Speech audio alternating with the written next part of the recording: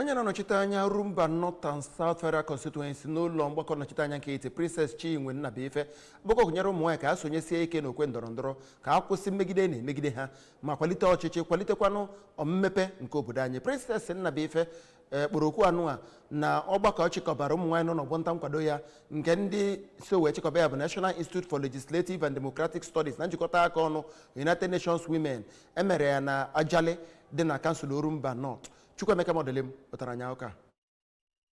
na ya bụ mmemme Odoziakụ Nnabuife kwararịrị na ọtụtụ ụmụ nwaanyị anọghị n'ụlọ omeiwu nke etiti obodo a nke mekwaranụ na ihe anaghị agacha etu o siri chọọ ma kpọkuo ụmụ nwaanyị ndị Orumba ka ha kaba ahụ na-esonye na ihe gbasara ndọrọndọrọ ọchịchị n'ihi na ọ ga-eme ka onyinye Chukwu nyere ha n'ihe gbasara ọchịchị pụta ihe bakwaziara mmadụ nakwazi ala anyị uru. Ọ gakwaziri n'ihu were gwa gọọmenti ka ha na-enye ụmụ nwaanyị ọrụ na-akwalitekwazi ha isonye na ndọrọ ndọrọ ọchịchị n'ihi na ọ ga-eme ka ha baara obodo anyị uru n'ihe gbasara ọchịchị. N'aka nke ya, onye isi ụlọ ọrụ National Institute for Legislative and Democratic Studies ọ bụ ọkammụta Suleiman Abubakar bụrụkwazie onye nke dọkịta Ibe Ezechi nọchitere anya ya na ya bụ mmemme kwubutere na ha nọ n'isi ihe gbasara ị na-akwalite ụmụ nwaanyị na-agbakwazi ha ume ka ha sonye na ndọrọndọrọ ọchịchị ka e were nweta ezigbo mmepe nakwazi ọganihu a chọrọ